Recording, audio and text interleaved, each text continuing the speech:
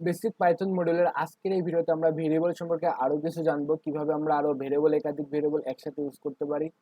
ধরেন যে আমাদের নর্মালি দুইটা এখন নাম্বার দরকার, যে a is equal to 10, b is equal to ধরেন যে 15।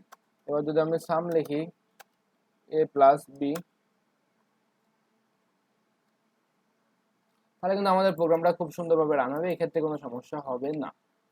কিন্তু এখন আমার মনের মধ্যে ইচ্ছা হলো যে আমি হচ্ছে এ আর বি দুইটা যে আমি আলাদাভাবে ব্যবহার করছি, আলাদাভাবে করব না, আমি হচ্ছে একটা লাইনে করব। কারণ দেখেন, যদি কোডের লাইন সংখ্যা যত কমাবেন কিন্তু ততই প্রোগ্রামটা কি ছোট হবে।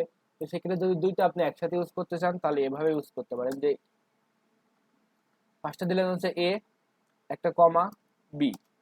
এখন আপনি এ এর ভিতরে কত নাম্বার দিতে যাচ্ছেন? 10। বি এর ভিতরে কমা দিবেন, দিয়ে কত দিতে যাচ্ছেন? 15। তো এর ভিতরে আমাদের যাবে কত? 10। আর বি এর ভিতরে যাবে কত? 15। তো এবার যদি আমাদের প্রোগ্রামে আউটপুট দেখতে চাই তাহলে কি আসে দেখা যাক।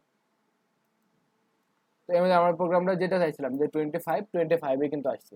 তো এছাড়া আপনি ধরেন যে আমার একাধিক আরেকটা দরকার, যে সি দিব, তো একটা কমা দিয়ে সি দিলেন। আর সি এর ভ্যালু ধরেন যে দিলাম আমি হচ্ছে 3। তো এবার যদি সাম করি প্লাস সি, তাহলে আমাদের রেজাল্টটা কি আসে? তাহলে 10 আর 15, 25 আর 3 28, আউটপুট কিন্তু আসছে কত? 28। তো আপনারা এভাবে করতে পারেন কি, যে একাধিক ভেরিয়েবলকে আপনারা একসাথে কমা দিয়ে কমা দিয়ে কমা দিয়ে ইউজ করতে পারেন। ধন্যবাদ সবাইকে।